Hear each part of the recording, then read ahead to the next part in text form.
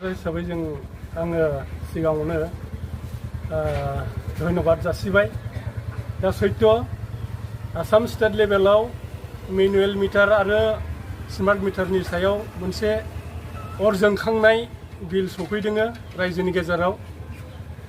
बे बिला जादों स्मार्ट मिटारनि बिला मेनुएल मिटारनिख्रुइ गोबां 3 गुन बांसिन फैदों। मेनुएल मिटाराव 150मोन, किन्तु दा स्मार्ट मिटार बहायनाय लोगो लोगो 2000-3000 मासावनो होनो गोनां जादों रायजोआ। न'खरसेयाव 3000 4000 सफैदों।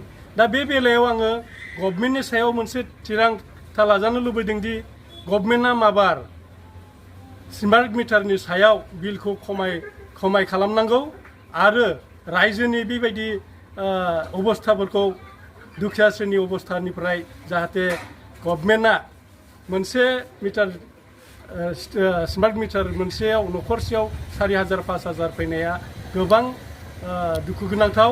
आरो आङो दा रायजोनि जानानै आं खावलायदों जे गभर्नमेन्टआ खम समयनि बिथोराव स्मार्ट मिटारनि बिलखौ खम खालामनांगौ होननानै आङो रायजोनि हेफाजाबजों खावलायदों आरो गभर्नमेन्टआ बे बेबस्थाखौ थाबैनो लागोन होननानै आङो गभर्नमेन्टनि सायाव खावलायबाय। खोनानो मोनबावदों बे स्मार्ट मिटारखौ लगायनाय समावबो माखासे फैसा लांदों आरो बेनि फैसा लांनायखौ जों खोनानो मोनो। बेनि सायाव मा बुंगोन?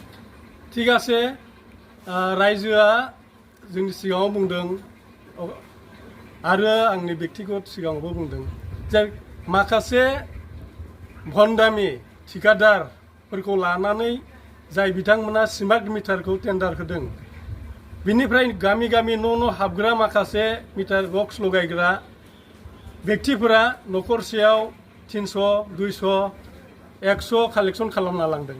मानि थाखाय? बेथ' ओरैनो फ्रि लगायनोसो बिथांमोना थिनहरदोंमोन, नाथाय गामि सिङाव हाबनानै रायजोनि न'खर बिदि मिटार बक्स लगायनायाव 200-300 लानाया अपराध, आरो बेबायदि अपराध खामानिखौ जाहाथे गोजानाव थाथों होननानै रायजोआ बुंदों। आरो आंबो निजे बेक्तिगत भाबे बेबायदि खामानिखौ जाहाथे दा खालामथों, आरो बेबायदि खालामोबा जोंनि रायजोआ अनेक दुखु मोनगोन आरो बिनि सायाव बेबस्था लानाय जागोन। অসমত স্মার্ট মিটার আর মেনুয়াল মিটারের বিষয়ে খুবই হাল্লা হয়ে আছে, ইয়ার বিষয়ে কি কব?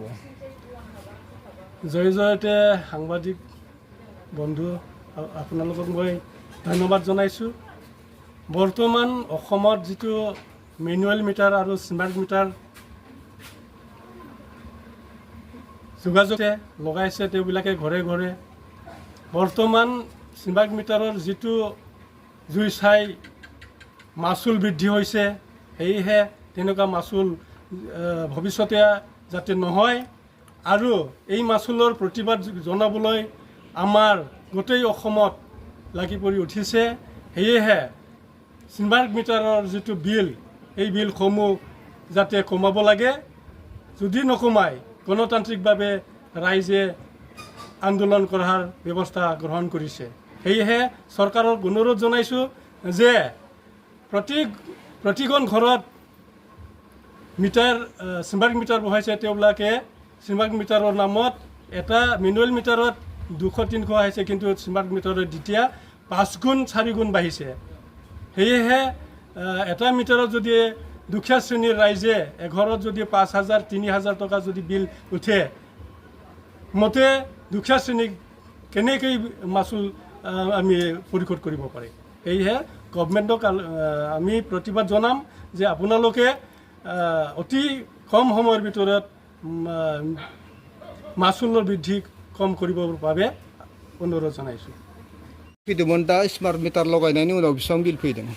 आगोलावथ' जोंना 200-300 बिदि फैनाय जायोमोन, मालाबा खुब बांसिन होनबा 500, किन्तु दा जितु नुबाय 3860 थाखा नामा जोंना बिला बारायना फैदों।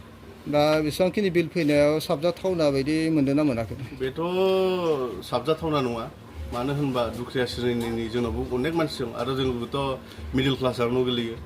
थ' बेफोर बिला जोंनि थाखाय साबजाथावना नङा आरो जुदि सरकारा माबा मोनसे बेबस्था लायाबा बे आन्दलनावनो थांगासिनो दं आरो दा।